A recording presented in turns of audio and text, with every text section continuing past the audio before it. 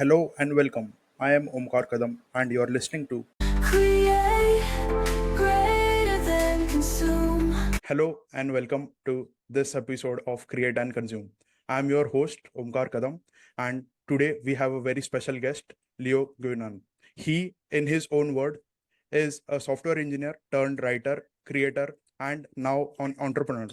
He is on a mission to scale his impact on the world by consistently pushing boundaries of what's possible. So, without any further ado, let's get into it and let's get to learn about Leo. Hi, Leo. Can you please quickly introduce yourself and tell us about your journey? Yeah, absolutely. I appreciate the warm welcome. So yeah, as you said, I am a software engineer. That was kind of what I really focused on for the first 10 or so years of my career. And then during the pandemic, I realized that I wasn't doing as much as I could. I wasn't really seeing the impact of the work that I was doing. In that, I ended up discovering the whole creator economy and the fact that I could not only share my knowledge with the world, but also make a living doing it, ideally.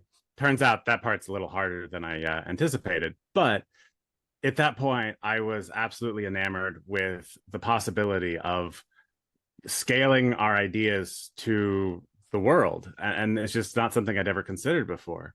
And so I ended up leaving kind of corporate software engineering, tried to launch my own startup. Turns out that's way harder than I thought. Again, that's kind of a trend in my life. See something, I'm like, I can do that.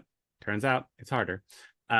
But then ended up joining a startup that I was really looking up to and following their journey, startup called Copy AI. I was engineer number 4 or so there, so really early on in the journey. And I was there about 2.5 years until earlier this year when they fired me. And that was kind of another inflection point in my life. And so since then, I have been building out a product, or a venture studio called Idea Nexus Ventures. And I'm really focusing on how I can build human-centric AI software, and specifically kind of around what creators are doing, because I think creators have the opportunity to really use AI to scale their impact on the world in different ways and not do it in a way that's just kind of flooding the internet with generic crap. Like we see that kind of happening all the time.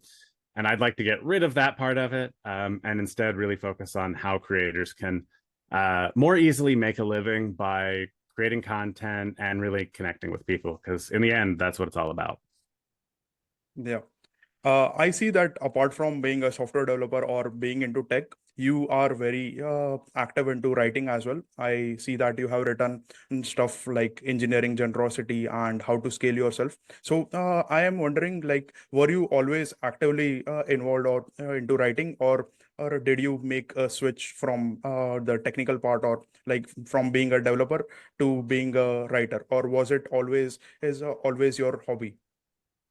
No, actually, until about 2020, I absolutely hated writing and I avoided it at every opportunity.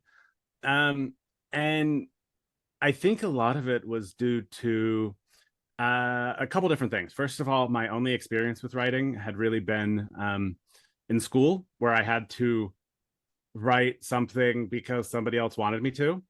And so from that standpoint, it was always like, it always felt like work.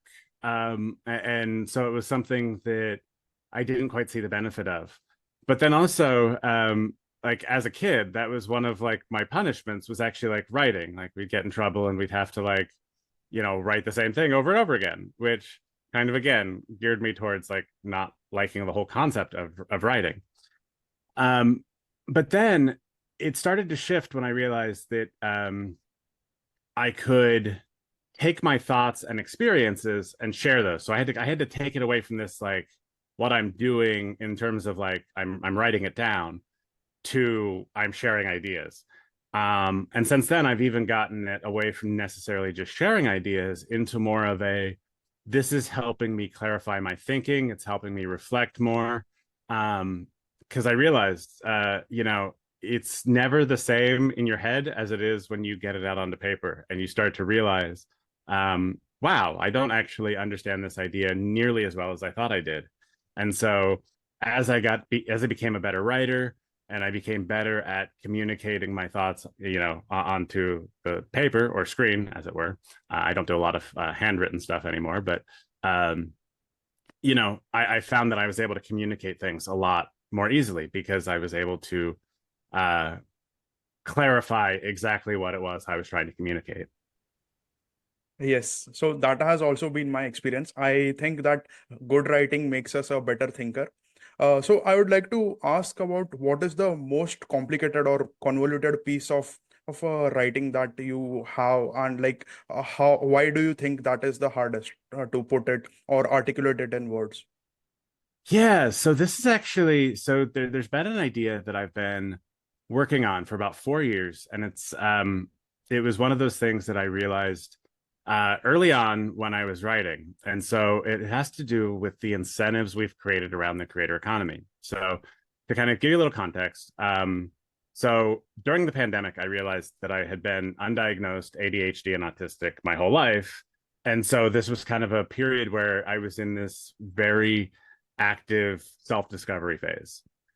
And so I started writing about it on Medium because I kind of realized that, oh, okay, this is the place that I can actually start sharing these ideas and helping other people. Basically, I wanted to help people not go as long as I had without knowing about themselves, right? So I was sharing my journey. And then I made my first dollar on Medium. And I was like, oh, wait, I can get paid for this?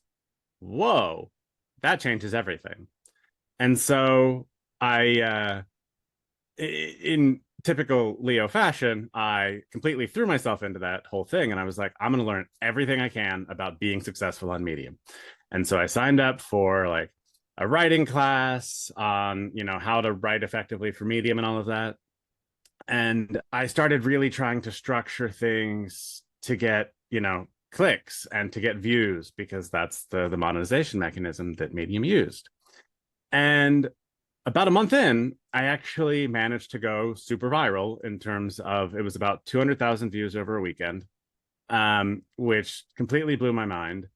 And it was one of the absolute worst experiences of my life. And so basically one of the things that we were working on in this writing course was writing like from emotions. And 2020 in the US was a very highly charged time politically. And I ended up getting into this huge political fight with my dad. And that's something that happens fairly regularly. He and I don't share too much in terms of politics, but it's always been one of those things. We'll go back and forth, whatever. Well, I ended up writing about it. And I took what I learned in the class and I gave it like just the absolute like most powerful headline I could think of, which is today I gave my dad a choice, Trump or his grandson. And as you can imagine, that gave people some feelings. And I think I really tapped into something with that. Because one of the things I realized is it didn't matter if people were like, on my side or my dad's side. Nobody actually read the whole article. Like there was a lot of nuance in there that was just missed. And so after a couple days, I was like, I don't like this anymore. My social media had turned into a complete like cesspool. I was having like targeted attacks, like people were adding me to lists and then making sure that like there were people constantly harassing me. I had people calling and trying to get me fired from my job. And so all of this stuff is happening. And so this is one of the first realizations that I had, that I was like, wow, stuff online actually can affect stuff offline, right? Like that's something I'd never seen before. And so, at first I was like, I just got rid of all social media and I was like, this isn't worth it. Like, I still kind of want to write, but not like that. I knew very much that I didn't want to write like that anymore. And, like one of the things that I experienced, so like a couple weeks after I had posted and taken it down, I actually got physical hate mail. Like I had gotten cards that included threats, like, which let me tell you, it's also fun to, have the cops at your house and you're like, well, I got these like suspicious things and it kind of checks all the boxes for getting suspicious mail. And the cops are like, well, why do you think people are like sending you stuff that might not be great? And I'm like, I wrote stuff on the internet and it made people mad. Um, and the cops like, what? But anyway. So yeah, I got physical hate mail. And so I was like, I definitely don't want to do that anymore. I'm like, I'm done talking like politics online like that. That's just not in any way what I want to do. But I started digging into why. What happens where, I started off trying to write online to help people and to share my journey. And then suddenly, within about a month, I'm shifting my intentions entirely to like making money. And so as I started digging in, I realized that there's this thing that we've done with how we track value online, because like a lot of it, what is the value of a tweet? What is the value of a blog?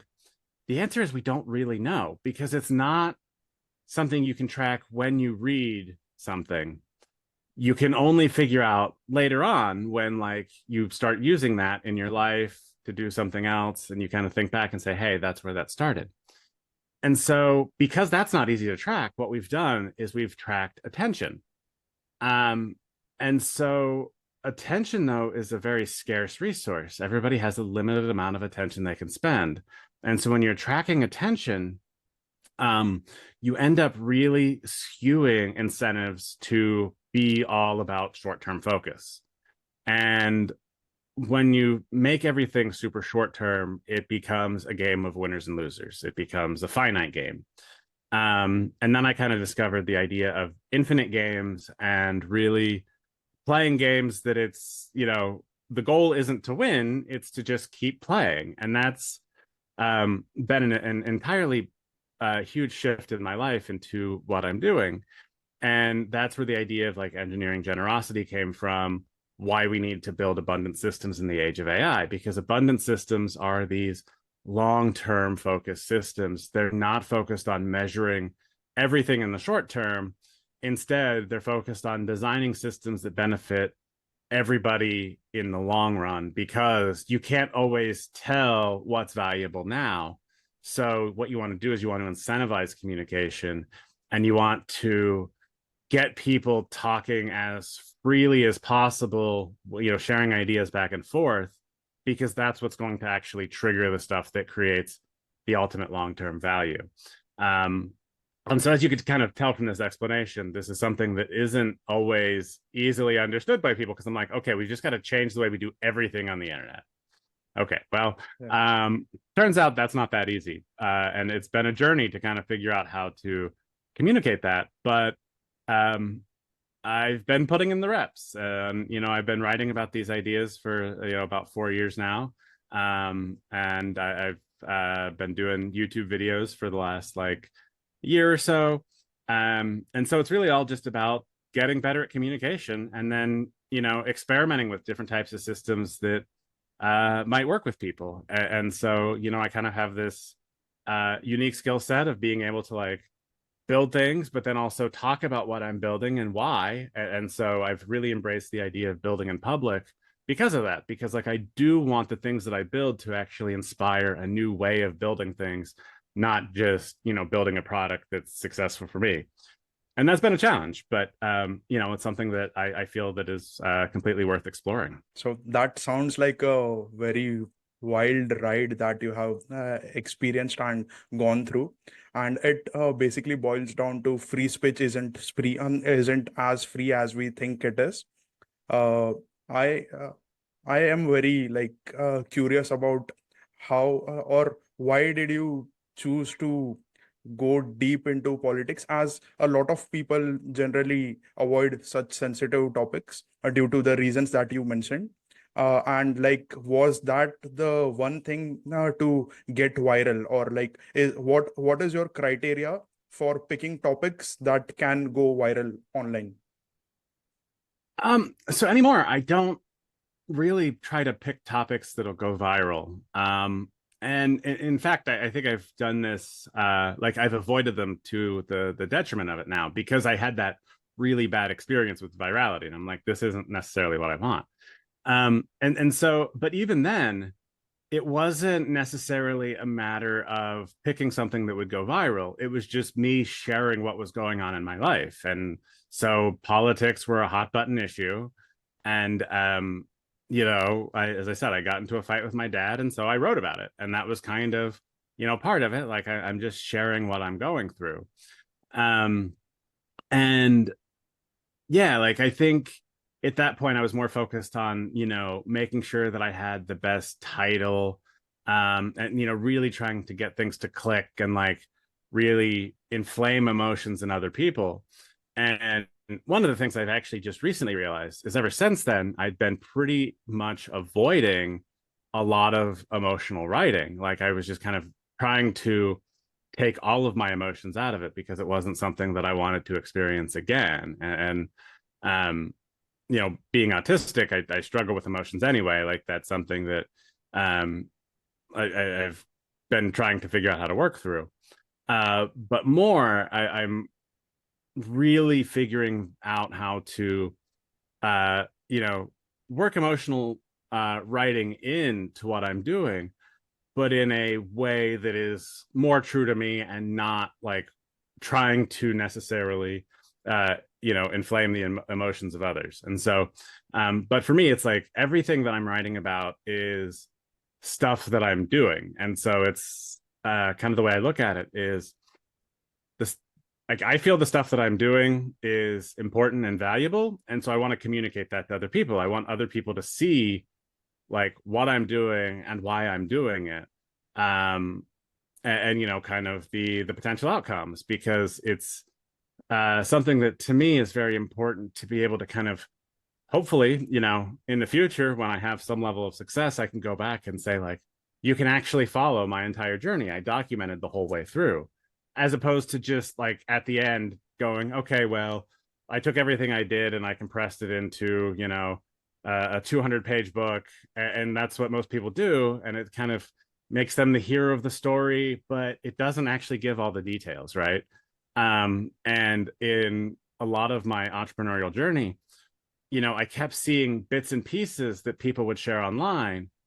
And what I realized is I was missing a lot of the stuff in the middle. And that's why everything ends up being harder than you think it is, because you only see, the success stories, right? And so it's like you have to really figure out how to go back and find all the missing pieces. And so for my journey, I wanted to really make sure that I was as thorough as possible in sharing every aspect of my journey. Now, granted, most people aren't looking at it right now because it is there, and maybe it's it doesn't have that big outcome that other people are talking about, but hopefully at some point it will. Oh, that is great. And with that, I would like to ask about how is it that your idea of abundant systems, what is the outcome that it is trying to get into the bigger scheme of things? Yeah, so I think ultimately one of the things that I've kind of realized is that humans are the most undervalued asset in the economy. And so we've built systems that don't use humans efficiently, and then we actually like penalize the humans for that. And so kind of the concept of abundant systems is actually like overvaluing humans as opposed to data. And this is going to be really interesting in terms of AI, especially when you start thinking of things like job displacement and everything like that. But the easiest way to think of it is if you think about the current systems of pay, whether it be hourly or salary, right? You're paying people for the time they spend on something. And so if you're paying someone a set wage and they become more efficient at their work, you're going to either pay them less in terms of hourly wages, or you're going to give them more work to do in terms of salary, right? And this is something I kind of experienced firsthand when I was working in corporate. I became very, very good at what I was doing. And so by the time I ended up leaving my last corporate job, I was working on 3 different teams, but making the same amount of money because like I was salary and they just needed to fill my time with something. And so, with AI making people more and more efficient, if we're going to keep trying to get people to put the same amount of time in, you end up burning people out, because that's just, you can't expect people to take in that much information. And especially when you're doing things that are, creative in nature, whether it be, on the marketing side of things or even the engineering side of things, right? There's a lot of creativity that comes into that. Just putting more time on something isn't necessarily the best way. Sometimes you need to give people the space to step away, to really think through a problem, just kind of let it process in the background. And the systems we built don't encompass any of that, right? They just try to get the most out of people as they can. And then once somebody burns out, they just replace them with the next person because there's lots of people looking for jobs, right? And this is, I think, why the creator economy is so appealing to so many people, because it's like, oh, wait, you're saying that I can have something that I can benefit from my own work long term. It's something that can grow in value. And it really decouples like your value that you've created from the amount of time you've put into something. And so the way I view it is these abundant systems are ways to let people actually benefit from being more efficient, being more effective in terms of either making more money or gaining more time that they can spend on things that they want to spend time on. And I think as long as we're in this like hyper-focused idea of tracking all the time we spend on things and trying to hit all these metrics and everything, like we're never going to actually really understand what it means to live in abundance. We're just going to end up spending a lot of time on things that don't actually matter just to kind of fill the time up with something. And I think, we should spend that time living instead. Yeah, it sounds a very dreamy life, but I am also concerned about if AI and automation can actually optimize productivity at an individual level, then what does it mean, or what are the repercussions of this, or do you envision a very rosy future? Because I think it might be scary as well. What do you think about that? I think I think the scary future ends up coming from the idea that people don't know what their value will be if they're not putting all their time and energy into a job. And so, something that I've realized along my journey is that I've had to do a ton of work on my own mindset in terms of what being productive means, about where my own value comes from. And so I think the thing that people are going to have to do in order to really take advantage of an abundant future is really think about how they can just be human. And it's something that we've lost a bit of, I think, because, we have this desire to kind of turn ourselves into these, productivity machines, and we need to get as much done as possible. And, the thing that I think we're missing is that we need to give people the freedom to try to pursue their dreams, even if those dreams don't end up amounting to anything. And I actually tweeted about this the other day. I think this is going to be the hardest thing for people to accept. But in terms of abundance, we as a society have to be okay with people striving after dreams they may never get to. Maybe that actor, maybe they're a terrible actor, they're never going to hit a level of success. But if that's what they're passionate about, if that's what they care about, it's okay to keep striving. Because what ends up happening is people will typically realize when their dream is no longer attainable, and they'll actually shift that energy into something else. And so, what they're doing, like, okay, so maybe that actor who really was passionate about acting and ended up just, they couldn't quite cut it themselves. But over that time that they put into it, they learn an absolute ton of information. And so they actually communicate that back to the next generation of potential actors, right? And so they're sharing their experiences and what they've done. And that gives other people a broader view. Basically, it's sharing the mistakes you've made so that future generations don't have to experience those same mistakes. And this is something that I think society has kind of gotten wrong too, in the sense that we over index on successes. But the reality is, we need all the failures to figure out what the successes are, right? You have to try something over and over and over again in different ways to understand what actually works. And so you have people risking everything. And if you have 5 people risking everything on the same problem, and only one person ends up succeeding and they become fabulously wealthy, well, the reality is, like, the other 4 people contributed to that, because chances are the person who succeeded was watching the other approaches and figuring out what they were doing. And they're all kind of, watching each other and adjusting accordingly. And so I think there's a really big opportunity there to, yes, reward success, but also like reward failures for contributing to that success.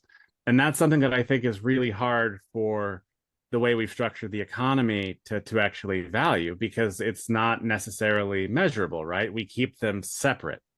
We've got 5 different businesses that are all have their own kind of, maybe they've taken investment, maybe they haven't, maybe they've, tried to figure out different monetization strategies and everything. Like, there's a whole bunch of different variables that go in that. And so we have a hard time thinking about that. But I think we actually see this idea in AI, right? Because suddenly it becomes very, very cheap to solve the same problem multiple times. What you might do is, instead of like generating something once, you might generate something 5 times and then pick the best response. And it's kind of that idea, right? Like, you basically do the same thing over and over again, and then you figure out which is the best result, and then you iterate from there. And so I think we need to get to this idea that, yes, I believe that everybody should be able to, chase the dreams that they have, whatever those dreams are. And then it's okay, like, again, if they don't actually get there. And in an abundant society, like, we don't need them to get there. Like, they should still be able to make a comfortable living by at least trying. And instead, what we've done is we've kind of created these systems that make it very, very hard for people to take on risk. But risk is kind of where, a lot of the value in society actually comes from, because AI is good at solving the problems that we already know how to solve. But the risky problems are the ones that we don't know how to solve yet. And so there needs to be a lot of work done to figure out not only, can we solve this, but is there even a solution? And maybe there is, maybe there isn't. Yes.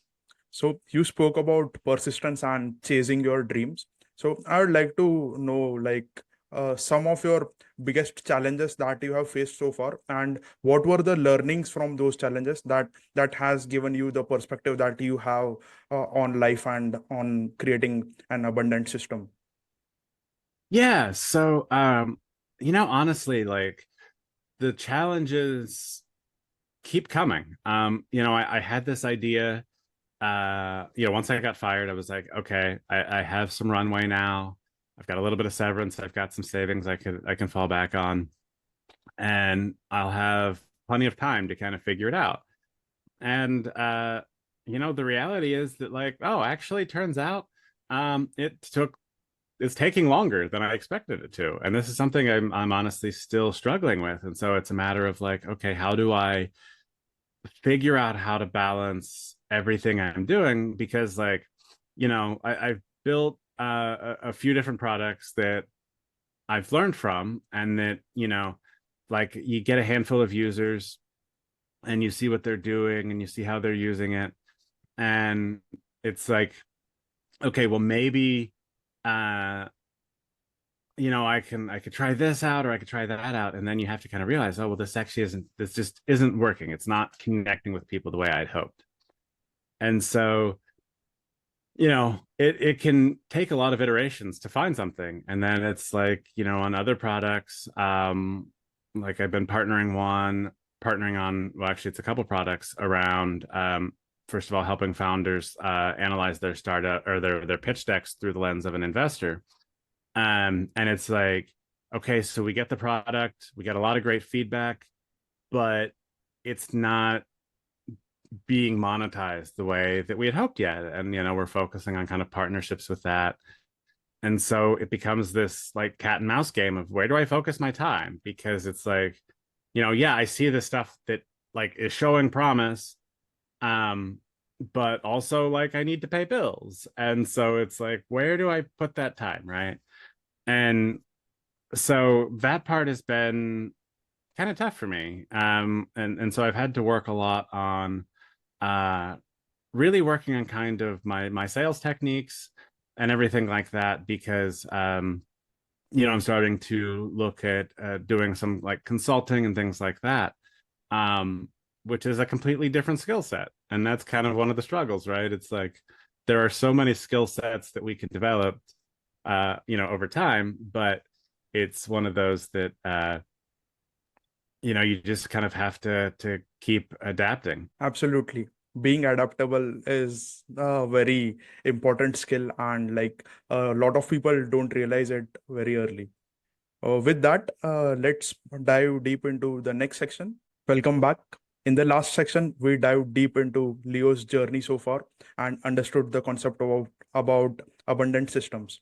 Now, in this next section, I'm pretty excited to learn about what he's building right now, what he's up to, and what are the amazing products that he is working on for Build Space, and also some cool ideas or inspiration that other aspiring builders can take from him.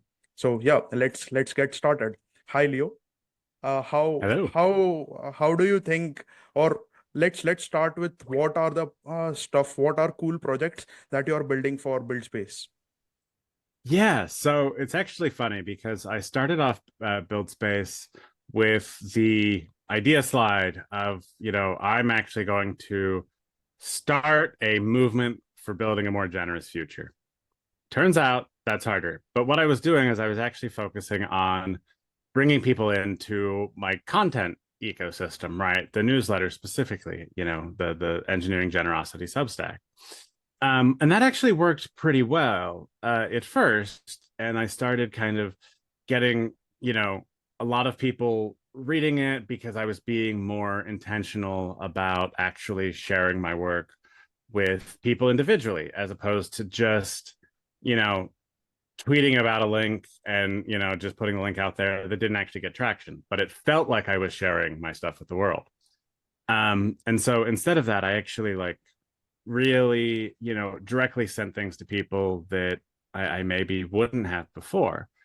And that was really helpful. Except I realized that I was missing a connection between getting people to like read the content and then take actions. And so I was like, okay, how can I do this in different ways that will get people to really take that next step? And during this process, I actually had a friend of mine who has a like podcast and YouTube channel. He asked if I could build an app for him that like just allows him to kind of have all of his stuff accessible. And that kind of spawned the idea of this chatbot. And so we were talking about what's possible. And I started building this, for him. And I was like, wait a minute, this is actually a great way to take back ownership of like your content distribution, right? And so you can kind of find people on other platforms, whether it be YouTube, whether it be via podcast, writing, or whatever, but you can actually pull them into this ecosystem that you have more control over once you've built that level of trust with them. And so as I was doing all of this, I was like, well, I should just like launch my own. And at first I was actually trying to convince other people to like buy the idea of a chatbot, right? Like I'm reaching out to creators. Hey, I could build you this chatbot, and whatever. And as I'm doing that, I realized like it's hard for me to sell somebody on something that I haven't like built for myself. And then also I'm like, I'm seeing all this value in it. Like, why am I not building it for myself? And so that was kind of the impetus behind Leo AI. And that's what went live this past weekend. And so it's a chatbot that has access to all my YouTube videos and like my blogs and Substack. And it uses that to kind of craft, it uses some of that context to actually like respond to questions and stuff, but then actually gives people links that they can follow to learn more. And yeah, I think that part is really exciting to me because I can actually get way more visibility into what people are looking at. And then I also have plans to kind of build in tools and stuff that I'm building. Like, so when people send different messages, they can actually like pull up things that I'm building in kind of this very dynamic way. And I think it's a great way to help me build relationships too, because one of the things that I've learned in Build Space is that I've gotten so much value out of just having one-on-one conversations with people, right? That's way more impactful than having somebody read something I wrote, even though like that has its own kind of impact. But the real impact I was making is in these one-on-one conversations like we're having now. And so I was like, okay, if I can scale that with the chatbot, I can even use that to identify people and kind of like build up that trust to a point where then it's like, oh, hey, the next step is maybe we start sending emails back and forth directly. Maybe we do jump on a Zoom call and talk about some of these ideas in more depth. And so, like, for me, that's what the chatbot is. It's a way for me to like bring people in and basically have these conversations without actually me having to spend the time having, this wide number of conversations that may or may not turn to anything, but they could. And then using that to identify the people that, really want to talk to me and that I want to talk to. And then suddenly, we can start building out, much deeper relationships. Yes, that is a cool idea. And for the viewers of this podcast, I would like to highlight that I have been using Leo's chatbot and it has been great. So basically, to give a context, it is like a digital clone or a digital copy of Leo's personality and everything and anything that he knows or the data that he has trained about himself for the chatbot. So in case a lot of people would not have direct connection or direct access to Leo, they can have the insights of Leo democratized via the chatbot. And I think that is a pretty solid use case of AI and a good job on thinking this idea and actually implementing it. Oh, thank you. Appreciate that. Yeah. So let's come to the point where with all these kind of projects, how do you actually decide or like how can you define or measure the impact of your work? Like, if I do this, if I follow these checklist, then my work is successful or it is not. Like, do you have any kind of frameworks for this kind of decision making? Yeah, I don't act so a lot of it, it sounds weird, but it's a little vibes based for me. And so, I like to present people with options and like kind of see what they do with them, right? And so we kind of talked about this, I think, in the build space thing this week, right? Like you put it in front of people and you see like, do they actually bother to use it? And if so, like, how are they using it? And so it's like, what I want to do is I want to like basically I'll start using something myself. That's what I found is the biggest indicator. Because like I've tried building products before that like I didn't use and I couldn't stay interested in them. And then it's like if I'm not interested in them and I'm not talking about them, then I'm not pulling people in. And so a lot of the stuff I build is based off of what I think is helpful. But then beyond that, it's like what are other people doing? And so I get people to try things out and I see if it's something that's actually helpful enough to keep them sticking around.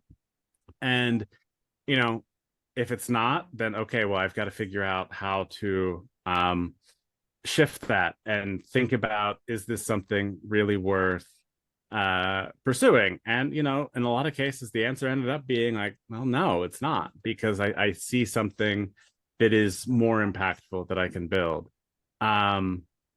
And so I've probably suffered a little bit from like not focusing enough on problems and not going after that cohort two that maybe I probably should have. But also I think like a lot of it is like figuring out what's truly worth spending time on. And something that I've kind of realized is that when you do really hit on something that is like a powerfully helpful like idea, concept, whatever, a lot of things end up becoming easier. And so I will say, like, if you're struggling with something over and over and over again, sometimes it is worth looking at like, okay, well, is this worth like struggling for? Like, or am I fighting against things that maybe I shouldn't be fighting against?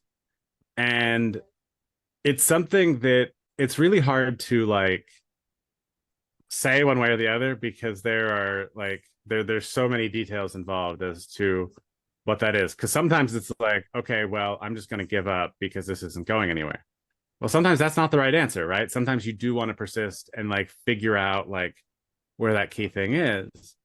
But then other times it's like, okay, well, maybe this isn't working and I need to pivot. And so one of the things that I tell people is to really like just focus on doing things. Once you start to realize like that you can kind of just do stuff, right? You can build stuff, you can put it out there. A lot of the ideas that I have, I've gotten fast enough at either like building prototypes or even just like thinking about, okay, well, how can I set up a quick landing page to try to validate this idea? And so the way I look at it with a lot of the stuff is it's just putting in reps, right? It's like, okay, I have this idea, great. Like I'm going to spend a little bit of time validating it just to see if there's anything there because I think it might, you know, have some touch of something. Or it's something that I want to do for myself because then it's like, again, like with this whole chatbot concept, well, maybe I don't convince anybody else to buy it, but it's working for me. And I think that's a valuable thing. And like I think once you get to this idea that you can just build things and then you start to add in the whole like AI concept and now it's like, oh, not only can I build things, I can build things really fast. You know, so much suddenly becomes possible that like for me it's all about understanding that like you have that agency. And so it's about owning that agency and taking ownership of the ideas to either continue or to shift that focus. And you're probably going to make the wrong decision, but you've got to make that decision one way or the other and see how it turns out. And so there are a lot of ways to kind of, you know, hedge those bets by prototyping things as you go. But when you focus on it as all just like, putting in the reps and getting better at it, then suddenly you become less attached to the outcome, right? The outcome is something that will either happen or it won't. But at least you're owning the work that you're putting in. And that's really all that you can control. So, you know, maybe it's you figure out if you could be putting in like work better and doing things like more efficiently. But again, you let it be something that you control as opposed to worrying about outcomes that you just can't control. Because let's face it, the outcomes are never going to be what you expect them to be. That's something that I've learned over and over again. Yes, I agree. So it is always learning and continuous improvement. So on the same lines, I would like to ask like what are the actual things that you consider, like what is a practical approach for making such kind of decisions and hedging those decisions? Yeah, so I would say that you know, you've got to talk to people, right? And that's where I think we get away from really having more in-depth conversations with people. Because again, like I said, when I was, you know, sharing my work for a good chunk of time, I would tweet about it or maybe even post on LinkedIn or something. But you're not actually sharing your work because you kind of feel like you are, but you're really just putting it out into the void, right? But when you actually start giving things to people directly and you start having those more in-depth conversations about, the ideas behind it and like what problems they're facing, what they're looking to solve. You start to realize that you can really get a feel for whether or not you're hitting a problem that needs solving. And, that's so like, there was a product I built that it was very, very simple, in terms of like what it did, but it was something that I actually saw was something that was wanted by the market. And so I had this app that actually looked at your Twitter followers and noticed which ones hadn't been active in a certain time frame. And so not only your followers, but the people you were following, right? And so you were able to quickly kind of unfollow people who like were no longer active. And when I was doing that, I actually saw that it was a problem that was easy to show to people, and it was something that they were willing to pay for because it was a problem they like knew they had. And of course, then Elon changed the whole API cost and everything like that, and made it completely not worth it to run that app anymore. So that just shut down. But that was a good feeling for being able to understand that yes, this was solving an actual like problem. It was something that I could communicate to people easily. They saw it, fine. But for harder problems, you actually do have to go deeper into these conversations. And you have to do the uncomfortable thing of, getting on a Zoom call with people or talking to them in person. And it's really easy to avoid that. But when you have the deeper conversations with people, when you actually, understand the problems that they're facing, it becomes much easier to kind of see whether you're solving a problem or not. And so that's the thing. Like I would say, really focus on talking to as many people as you can, because you'll start seeing trends. And it's not about talking to one person, it's about talking to 10, right? You talk to 10 people and suddenly you've got 10 different viewpoints. And that gives you enough information to decide, like, am I on the right track here? Am I not?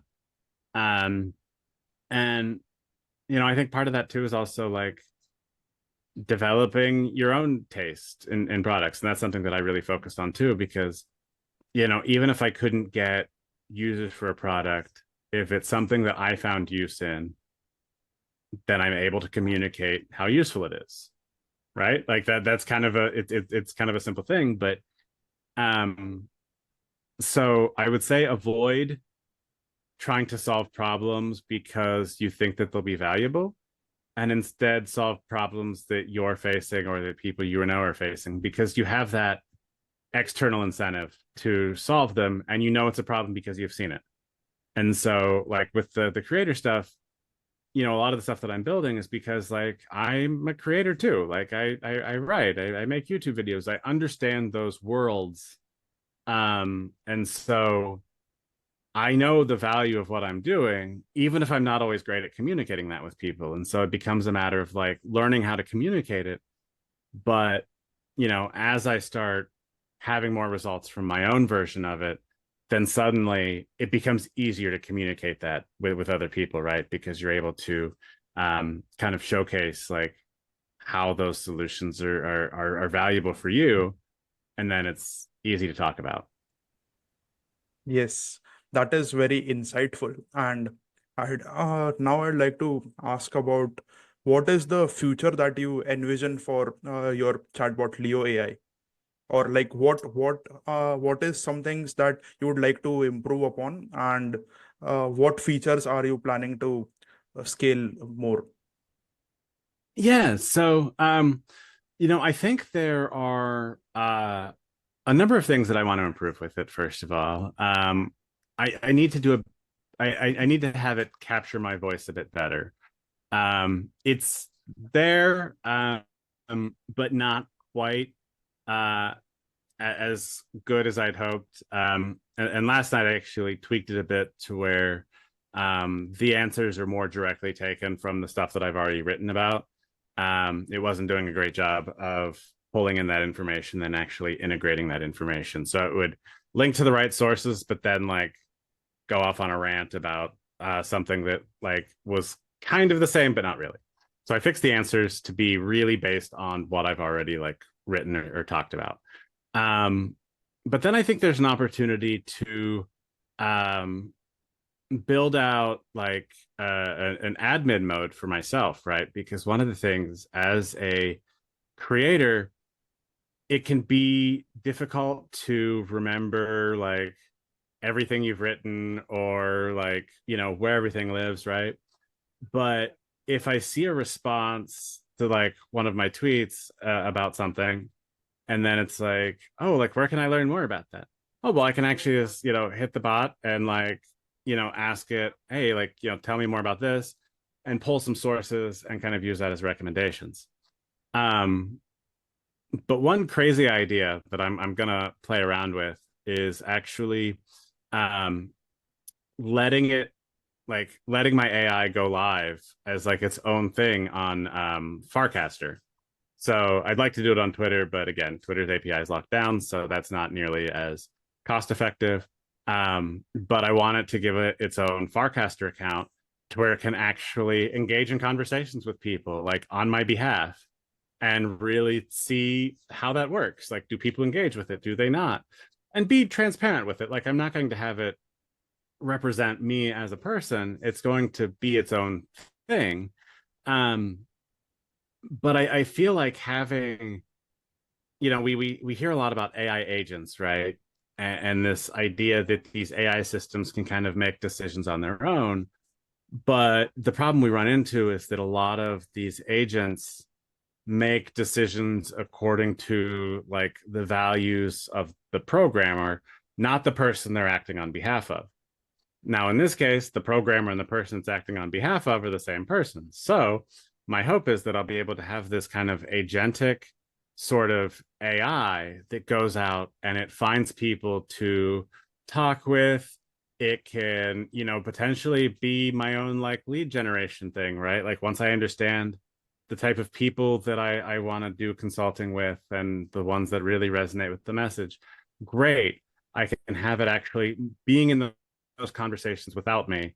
Because one of the things I've realized is like I spend way too much time on Twitter and social media, and I don't like I like it in a sense because I'm constantly feeling like there's people to connect with, there's ideas all over the place, but I could be doing more outside of that if I, you know, kind of was able to disconnect more. And so I think this is, you know, potentially a healthier way to really engage on all sorts of different platforms by giving, you know, kind of these AI agents the ability to do so. And I think you can actually I've thought about like a social media network where it's essentially you know, a person like tweeting out what they're thinking about, but all the responses are actually agents based on, you know, kind of the similar concept of like what I've done with myself. Because what you do is you're sharing your thoughts, but you're not actually necessarily worried about the actual results. It's not about the like, it's not about the retweet or whatever. You're not doing this thing based on reach. What you're doing is you're talking about stuff, and then your AI is learning what you're interested in, going out and scouring this network of people thinking about things and finding other people who are thinking about the same things and then making that connection, right? And so you're able to kind of decouple like the process from the amount of time it takes because, you know, the human's doing the work of thinking, but then the AI is doing the work of discovery and kind of helping you find other people who are thinking about the same thing. So that's kind of the, you know, potentially weirder long-term view, but yeah, the nice thing about kind of having the chat bot is that it's the core implementation, and so I can do a lot of things branching off from this as I, you know, get curious that I want to just try stuff because I like doing stuff like that, right? Like it's fun. It's like, oh, I've got this idea and I'm just going to go ahead and build it and see what happens. So, yeah, I don't know exactly what it's going to end up looking like, but it's going to be pretty cool. And then the other aspect, I think, is really, yeah, figuring out a way to kind of create almost like a funnel that leads to this like one-on-one relationship where people come in, they're asking questions, and then maybe it's a matter of sending out a message to them after they've hit 10 chat messages. Hey, let's start talking over email, right? Oh, you've hit 25. Great, let's hop on a Zoom call, right? And kind of figuring out how to take the actions that they're doing and kind of using that to understand somebody and using that as the basis for a real relationship, because that's something that I think that's where all the real value in the world is created. It's all in these relationships that we build with people. Yes, absolutely. So it sounds like a really grand vision, but to realize that, I think you would have to start small and democratize multiple personas. Like right now, it is only based on your personality. Like, what if we could have this scaled out to multiple people, and multiple people can train their own chatbots and get super productive in the jobs that they do right now? So that would lead to the connection and actual ecosystem that you're talking about. That will gradually make those connections, and then you would kind of see the value of this, because this seems like a interesting problem to solve, and I am pretty excited about it. Yeah, and I think ultimately I do want to make it easier for people to kind of do the same thing. And starting off, I've been focusing on trying to find people who are interested in doing it and kind of figuring out the economic incentives there for them to do that, because then once you have multiple people doing that, I see a future in which like you've essentially got a group chat with the AIs of all your favorite creators, and so you're sending messages as opposed to getting the algorithmic feed from whatever YouTube decides to shove in front of you or whatever Twitter decides to, right? And so I'm really kind of intrigued by the concept of like eventual like group chats with AIs to just really get these kind of like multiple perspectives from multiple people.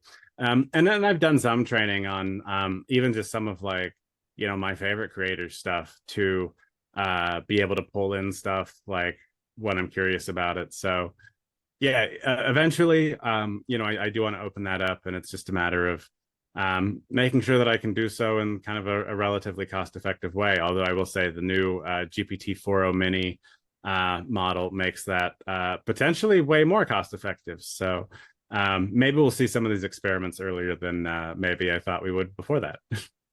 Yes, I was going through some benchmarks, and it says it is 97% cost effective than ChatGPT 4, which is a really awesome thing if that's true.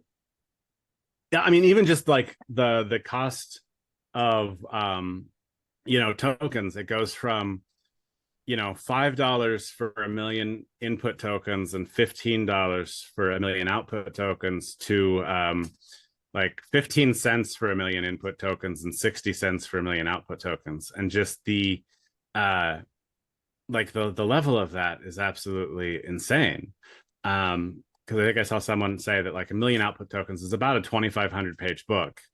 And so like when you think about it in terms of the vast amounts of information that you can process that way, it's going to be pretty epic what becomes possible that wasn't at the earlier price points, because yeah, it's just we can do so much more with it for cheap. And so it does allow people to experiment a lot more freely with it, as opposed to okay, well, am I going to run out my bill, or like what's going to happen there? This makes it easy enough to really play around with some ideas. Yes. So looking back at your life, if you are able to time travel hypothetically, what are some things that you would wish to change, or like do it over again? Yeah, so I think probably the biggest thing for me would be to start building my own stuff earlier. And so this was actually it was funny. So I've got two kids, 12-year-old and a 9-year-old. And my 9-year-old was asking me about learning to code. And so, like I went through the whole, okay, I'm going to go get a computer science degree and do all of that. And in that, I realized that like I only built the things that other people were telling me to build, right? I built software for, projects, and then I get a job and now I'm building software that they want me to build at work. I didn't take that and really just start building things on my own until, like 2020. And so, with my 9-year-old, and actually I ended up telling him about Build Space because of like how effective I found that at just like helping you get ideas out into the world. And so he's been doing Build Space with me this season because he was like, oh, that sounds cool. Can I do that? And so he's been like learning how to code and doing some different things. And he actually blew my mind with it because like I showed him how to use Replit to do like a hello world in Python. And then he's like, can I just use like ChatGPT to help me write code? And I was like, yeah, man, like go for it, right? And suddenly he goes from hello world to, in 5 minutes, he's got a D&D character generator that he's playing with. That's And awesome. it's like, I'm thinking of how long it took me to go from this idea that like, okay, everything's set up and I can run this code that like does something interesting to, and then it's like I can just build whatever I want. And he didn't have that gap in time. It was just like, oh, great, I know how to do this part of it now. And so now I can take all of this information from over here and put it in here. And like now he's like experimenting with different things that I never thought of. Like he's trying to create music in Python, and he's got it using like text to speech libraries and like all of this. And it's just like, I never would have thought of that.